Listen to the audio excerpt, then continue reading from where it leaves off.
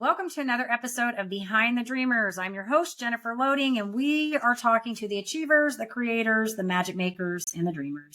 These are our friends. These are your friends, and they are living the extraordinary. Well, today's episode, we are going to be peeling back the layers on what it means to navigate life's toughest moments with grace, resilience, and unwavering determination. Imagine juggling the roles of an entrepreneur, author, soon-to-be podcast host, alongside being a devoted mother of two and proud wife. Our guest today embodies the essence of multi-passion pursuit, facing life's curveballs head on, from navigating personal trauma and pain to making her mark in the competitive world. So I'm excited to chat with her. And you guys are like, what is all this about? She is incredible, great energy. You guys are going to be in for a treat. But before we welcome her on, I do need to do a quick shout out to our sponsor. This episode is brought to you by Walt Mills Productions. Need to add excitement to your YouTube videos or some expert hands for editing? Look no further. Walt Mills is the solution you've been searching for. Walt is not only your go-to guy for spicing up content, he's the force behind a thriving film production company with numerous titles in the pipeline. Always on the lookout for raw talent, Walt is eager to collaborate on film and internet productions. With a background deeply rooted in entertainment and promotion, Walt Mills leverages years of skills to give you the spotlight you deserve. Want to learn more about Walt and his work? Head on over to waltmillsproductions.net and let your content shine. All right. And with that, we're ready to bring our guests on today. So Chelsea is a shining example of strength and perseverance as a pioneering force in the construction industry, a field often dominated by men. Chelsea's journey is a beacon of inspiration for anyone striving to carve their own path in challenging environments. Her story is not just about surviving, it's about thriving by transforming adversity into achievement.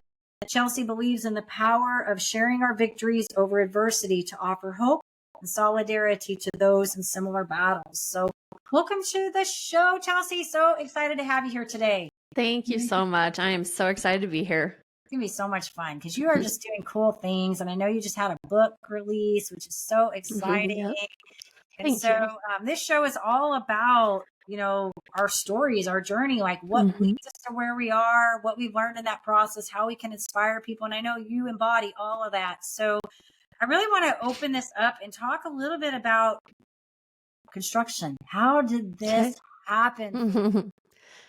Yeah, it's, I like to say I wasn't playing with Barbies when I was little and being like, I'm going to own a construction company someday. That definitely was not on the radar at all. So and I'm sure like many people, I fell into it, and I'll kind of say how I fell into it. But a lot of people do that when you ask them like, how'd you get into what you're doing? So I have a Spanish degree and a broadcast journalism degree. From college, I had to do my internship. So I'm from a small town in South Dakota. I moved out to Denver to do my internship, did that. And then I just ended up staying. And at that point, like I had wanted to be the next Barbara Walters, but then I found out they make like 20 grand a year and work nights and weekends. And I was like, that sounds horrible. So I took a job because the like 6 months in, the college bills start coming. And I was like, I just literally need a job. So I took a job at a temp staffing agency. So I worked at a bunch of random offices in Denver.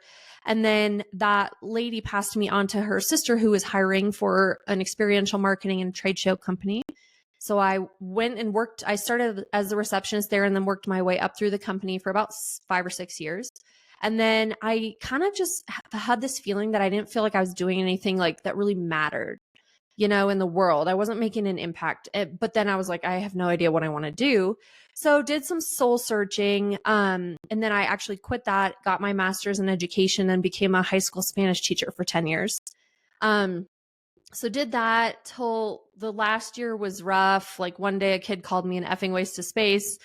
And I was like, okay. And then I remember just looking, like sitting there in my room, and I was like, oh, I don't like this anymore. So I was desperate to move on, but again, had no clue what I was going to do.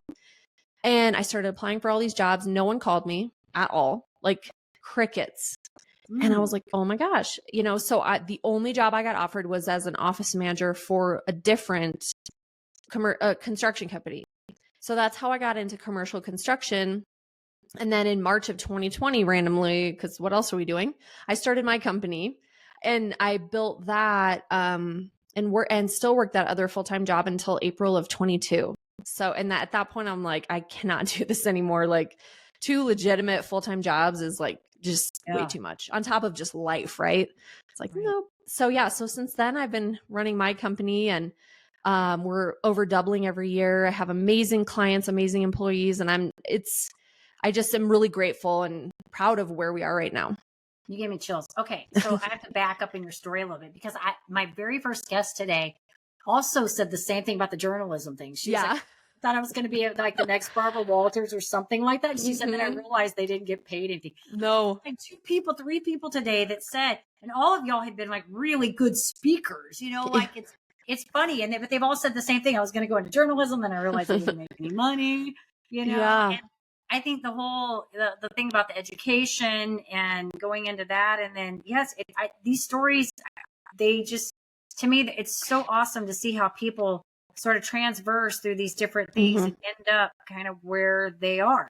And it's not like you mentioned playing Barbies in construction, like yeah, right, yeah. I want to be in construction when I grow up, right? Right, yeah, and it's interesting, they're also random and different, like completely different, but I wouldn't change any of it because I grew as a person through each. I learned like things about myself. I learned skills through all of them. So I'm grateful I went through all of them. And then when you start something new, yeah, it's harder because you're like, wait, what am I doing? But I guess I'm proof that you can start something super new, completely new, work really hard, ask questions, learn, and be successful still. Yeah. What do you feel like? I always like to ask this question when I have somebody on here that's got something like this, like you've done, and you've scaled this and you've worked it, you've done really well. What do you feel like has contributed to the success? I know you said working hard, but anything else that you can think of that really you feel like has been a factor in this business growing the way it's grown? I would think probably for me 2 things. Like number 1, just being myself and being honest, and like I try to be really honest with clients. Like if we can't help them, I ask a lot of questions up front, and if we can't help them, I tell them, and then I try if I can to offer a solution. But I'm like, I never want to pass up work, but I don't want to cause them issues on a construction site. Like there's safety, there's lives involved. That's really important. So just being honest, and like if they think they want to do one thing, but we would recommend something else, to consult with them. And really the success has just been relationships completely.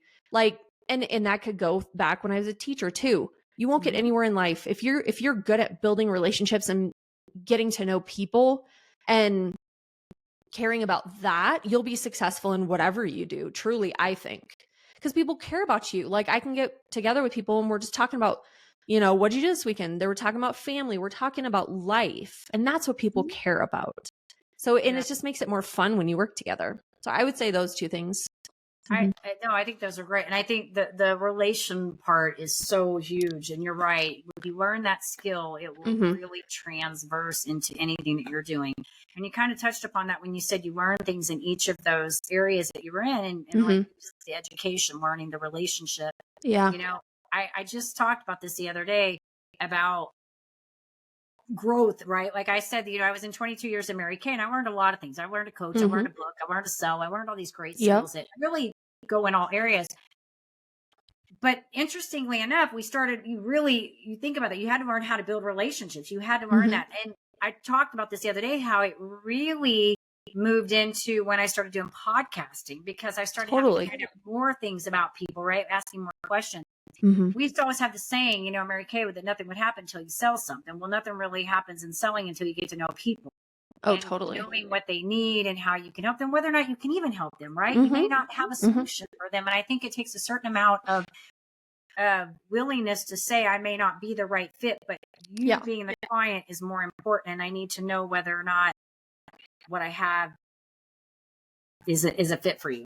And that they know if you genuinely care, or if you're just trying to make a sale and move on, right? People know that. That's so, right? We know this. Yeah. It's funny. I was having this conversation today with somebody, and I'm not going to name anything on this podcast, but I was talking about somebody today. And I'm like, this person just strikes me as the type of person that the sale is probably more important to them than the client relationship. Yeah. Yeah. I feel like we as humans can pick up on that type Totally. of transaction. So you're doing something good there. I love it. So you just had a book launch out recently. Yep. So maybe tell us a little bit about that, what it's about. And sure. I know we want to make sure we get the plug in for that. For sure. Thank you. So my book is called Real Vibes Only: Unapologetic Confessions of a Hot Mess Mompreneur. And it's just a compilation of short stories from my life of things I've gone through, things I've overcome. Some are pretty intense, some are kind of in the middle, some are lighter, but it's really just the whole goal of this. And there's such different stories, but the goal I didn't know what I was going to write when I started writing. These just poured out of me and then became this book. But really, I hope to inspire other women, other entrepreneurs, other busy people that, we've all gone through hard times in life, and you will get through. It won't break you. You will come out stronger on the other side.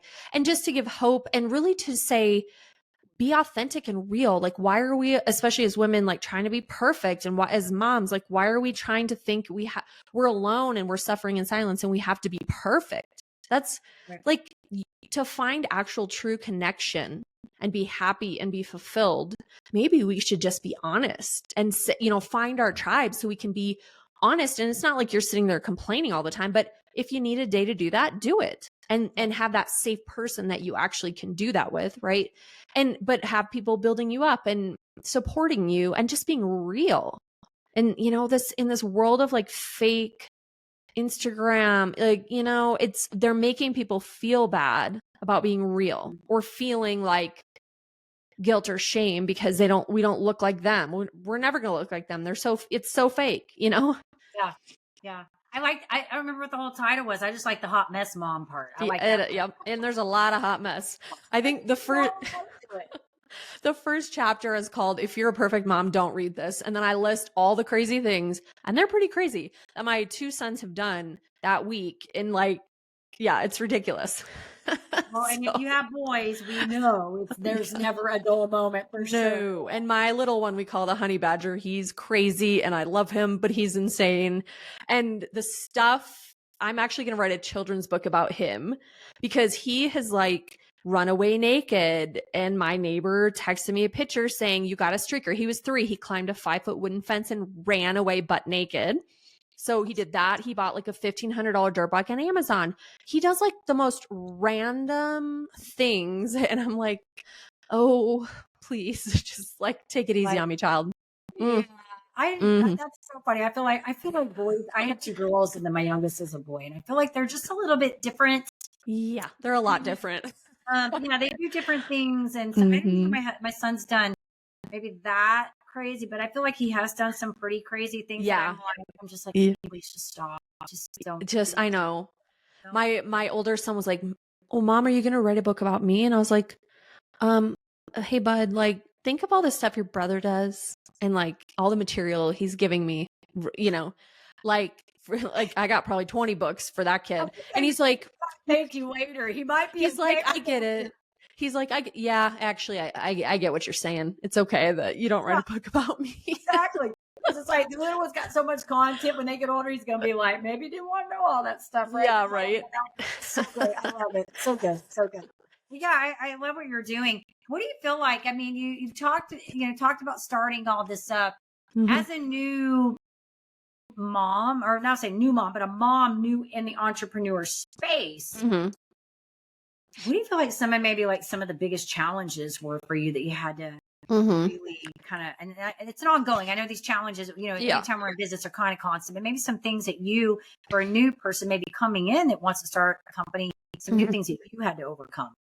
Entrepreneurs, are you ready to level up your leadership skills? Tune in now for an exclusive offer designed just for you. This is my time. Did you know 63% of consumers prefer businesses aligned with their values? Recognizing your core values isn't just vital for business growth, it's the bedrock of effective leadership. Whether you're a seasoned entrepreneur or an aspiring creator, identifying your core values is a key step in constructing the framework of a successful leader, enabling you to lead authentically, expand your business, and live life on your terms. Don't play. Put in the kettle to flame. go 100 all day. Foot on the pedal, no brakes. Paid on my dues, waited in line. Are you ready to access tools to kickstart your leadership journey?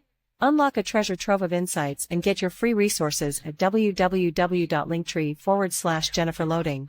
Take that crucial first step toward realizing your leadership aspirations and elevate your leadership game today. Yeah, probably the biggest things is having boundaries for your time. Like early on in the business, like pretty much every banker, insurance person, certain people email me, hey, can we have coffee and chat? I just want to see how I can support you. And I used to go to all of them. And then I realized how valuable my time is and that I literally do everything in the company. And I don't have time for that, right? It's truly a waste of my time. It's a waste of their time because guess what? I will drive my car off a cliff if I ever have to switch commercial insurance again because it's horrible. I just hate it so much. Or banks. So I'm like, I nicely say no. Like it's just, I have to pick what I'm doing and make sure whatever meeting or event, like, is it actually worth my time? Am I getting new clients? Am I learning or growing in some way? Is it inspiring me? And if it's not those things, then just say no. It's going to be fine. And then also I would say you have to make your schedule so that you are fulfilled because it is draining. It is crazy. Like being in construction today, my phone rang at 6 a.m. It was my employee. It was like snowing. So I had to call the client at 6 a.m. today. Yeah. So my days start early, but I get up usually really early. I go to the gym first thing. I'm home by 7 a.m. when my family's still sleeping because that is what I need to do for me before normally my phone starts ringing at 7 a.m. So it's like, I got that in. I have to get out in the sunshine. I have to do things that fill me up and have to build those in because the day's going to get away from you. Like it just is, when you're doing a million things, but like you have to first build your life like what you want it to be first and your non-negotiables that fill you up, make you feel healthy and happy and fill in the work around it. Otherwise, like what's the point of being successful in however many years when your health is failing, you're getting divorced, your kids hate you? Like that's not success to me. If the company appears successful, but everything else is falling apart, like to truly be happy, you have to do it now, right now and build it in. And then it's actually enjoyable. And not every day is, but you have to, that's your goal going into each day. Right. You said two amazing things there. One of those I work on with people on all the time, and that's trying to create that harmony, right? It's like trying to teach them sustainable habits so that they can take their business for the long haul, but also not compromise those values that you're talking about. So I think that's so important because, I ask this question all the time to people, like, how do you define success? And a lot of times they'll, for most people that I feel are truly successful, it's that they're living life on their terms, meaning they're able to do the things that they enjoy doing, make money at the things that they enjoy doing, but live their life the way they choose to construct it. I think the other thing that I like that you said is that you have to design it. Like you have to create it to live it, right? Because I think so often, I would say probably I did a podcast with a guy on my show and he asked the question, like, how many people, I can't remember how he posed it, was how many people do you feel like are truly successful? And he says like 2%. So we call it the 2%er club, right? Because that means 98% of people go through life really waiting for things to be right to design the life. Like and they'll never, and then they'll be at the end of the life and they'll be like, oh, I didn't even live my life. I wasn't happy. I wasn't fulfilled, right? It's like a runaway train. Like you bring the train back, get off the train and create, your thing. Like, so many, it's sad that so many people live like that. Yeah. Well, and I think, honestly, Chelsea, I think it's because they don't know what they don't know, right? Like, I feel like when you get into a place where I don't know what the word I'm looking for, how to articulate, but I think when you get into a place where you realize how you define success, right? Like what that looks like to you. And for me, what that is those things I told you. It's being able to do the things I love. It's being able to live within my values, not compromise, right? You talked about that well-being part. That's a very big part of my life. And a lot of that is because I do have a chronic condition that I deal with, a health condition. that my priority has to be that I have to make sure I exercise, make sure I sleep, Yes. make sure I get in my time for myself, my detox, whatever you want to call that time. Mhm. Because when those things get compromised, my health is compromised. But it's Yeah. also those things we talk about, like with our family, vacations important to us, our children, right? Mhm. All of those things. And I just think that, yeah, we wait for all the things to be right when the things are never going to really be right until we Yeah. decide to put those things first and make them right.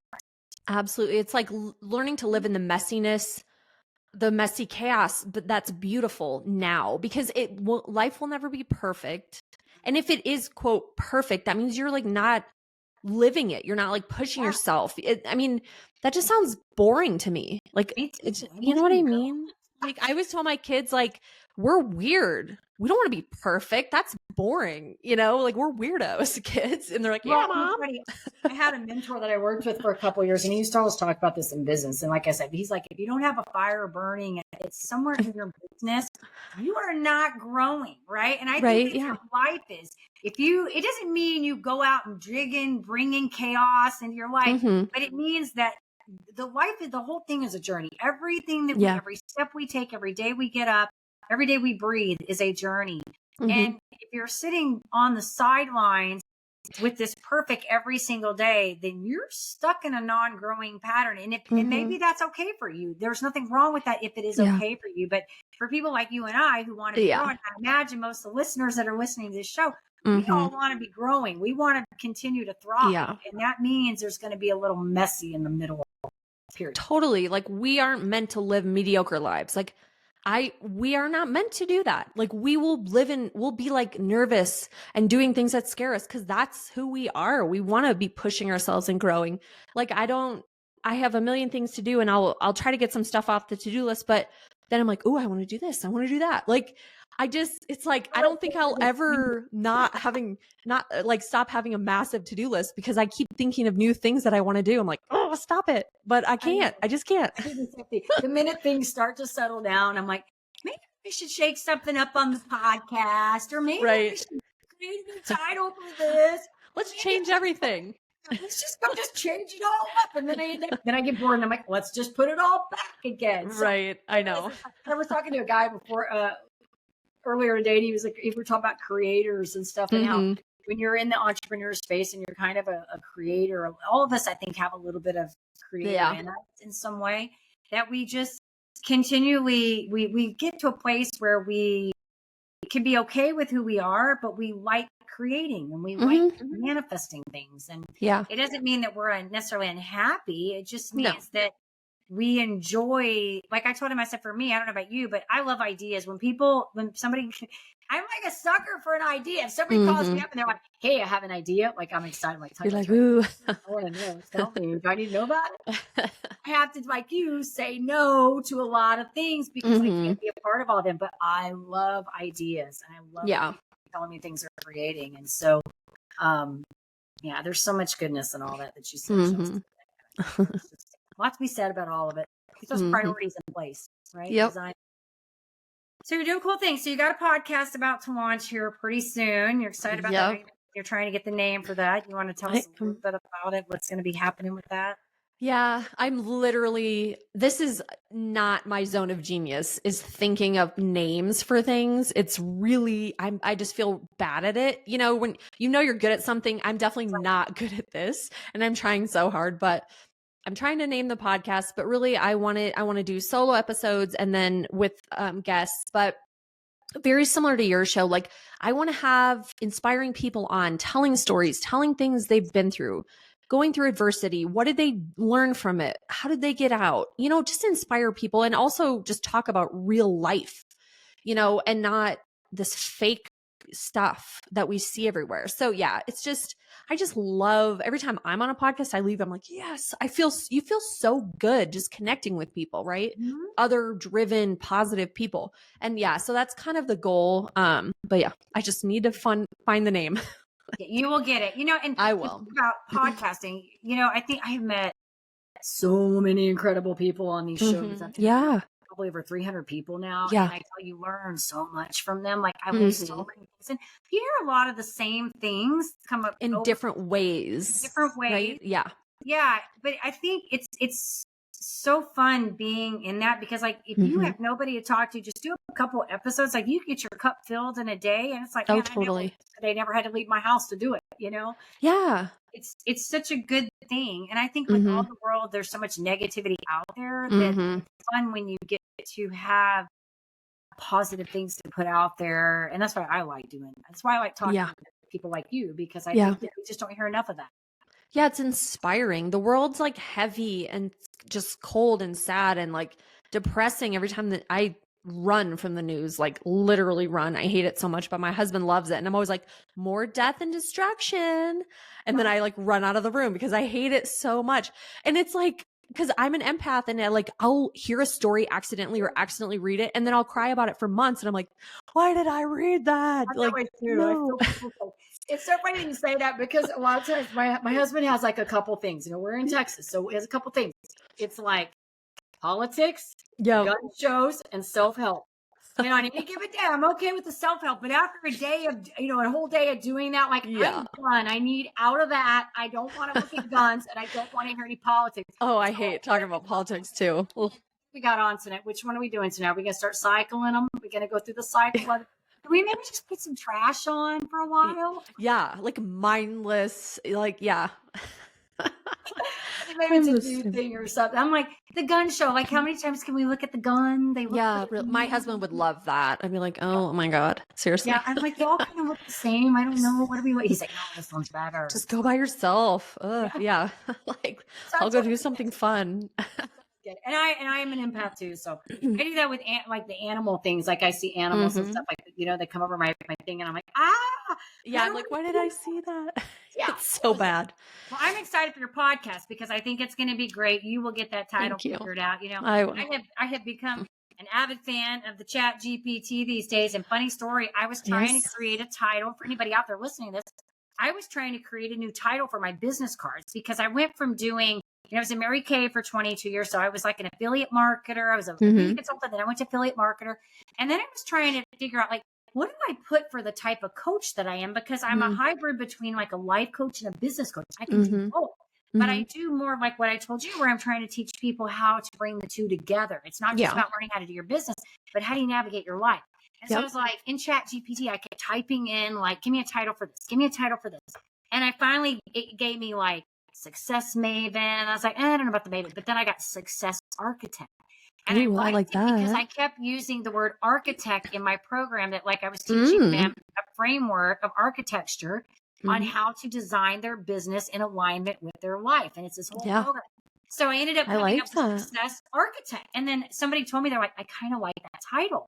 Yeah, I like that a lot. Like mindset coach or leadership coach. It's different, but it's cool. It's still, I like that. All those, but it's a little different. People, so then people are like, what's a success architect? And I'm like, well, we'll talk about it. It's really, it like invites conversation.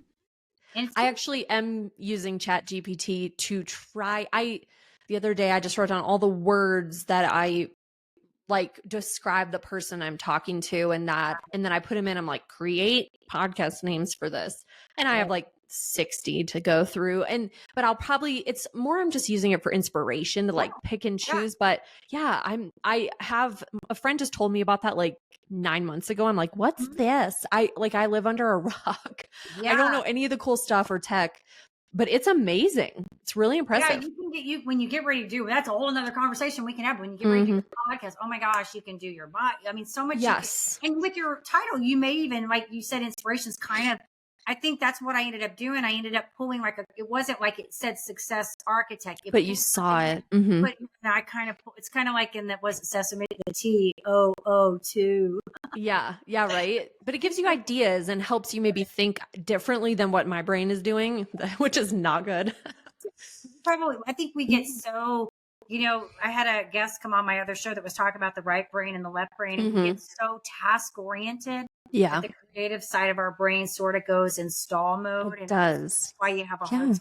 So I found that, for I don't know how you are, but sometimes when I need to be creative, I have to do it like at weird times, like when I'm walking the dogs or like when I'm not really working on work stuff, or in that zone to be task oriented. Like, no way, it's not happening. Yeah, or I have to do that, or like physically move away from my office, because like in my office it's like work, you know what I mean? I'm just sitting here working, and so I have to maybe go to a coffee shop or do, when I was writing my book, I'd take my laptop to the coffee shop and be like, focus, write for an hour or two, because sitting in my office at home for some reason I'm just like stalled. It's very odd. Yeah, just change it up, change the energy. This is good. All right. Well, one last question I want to ask you before I ask you, how do people find you? Any like parting words you want to give to somebody that's maybe going to be out there and they're going to start something? I don't know whether it's a new business, maybe they want to go into construction, anything that you want to offer them to say, maybe this is what I would do. So I would say, if you're thinking of starting a business, first of all, do it. It's amazing, but it's not going to be easy. So you better buckle up. It's going to take some grit. It's like my son started a smoothie company the other day, my 7-year-old, and then he gave up after one day because he only had the mail lady as his client. And I'm like, oh, child, you will never make it as an entrepreneur if you just gave up right there the first day. And, so be in it for the long haul. Success will not happen overnight, but you can actually make your life amazing and joyful and fulfilled what you want. And then I would say, surround yourself with people who are doing what you're doing, who are doing what you want to do and doing it well. Become friends with them. Have them be your mentor. Call them when you're like, something happens and you don't know what to do. Like, lean on those people because they're out there and they had mentors or people that helped them too. And most of them are happy to give back. So that's good. That's good. Thank you for sharing that, Chelsea. Yeah. Awesome. Well, good stuff. I'm excited for you, and keep doing your thing. You're like rocking it. I love it. Love the energy. Love all the stuff about you. Got it. Thank you. On. If our audience wants to get in touch with you, maybe they want to pick up a copy of the book, follow the podcast. It's going to be coming out. Where do you want us to send them? I would say just check out my website. It's chelseahusum.com. So ChelseaHusum.com. I have a free, it's Your Unapologetic Life workbook I just put on there. You can find out, there's links to like my socials, speaking, podcasts, book, all that stuff on there. That's probably the best way to connect. Perfect. Well, I'm going to connect with you too, so I can when your podcast comes out and all that good stuff. It's been amazing. Thank you for sharing with us and your journey. Like I said, you're doing cool things. Keep inspiring. Thank you. All that fun stuff. It was so good to chat with you. Thank you. Absolutely. And of course, to our audience, we enjoy you and appreciate you for checking us out. If you love the show, head on over to Apple, give us a review there. You can hit that subscribe button on YouTube so we can keep sharing all these incredible stories. And as I always say, in order to live the extraordinary, you must start. Every start begins with a decision. You guys take care, be safe, be kind to one another, and we will see you next time.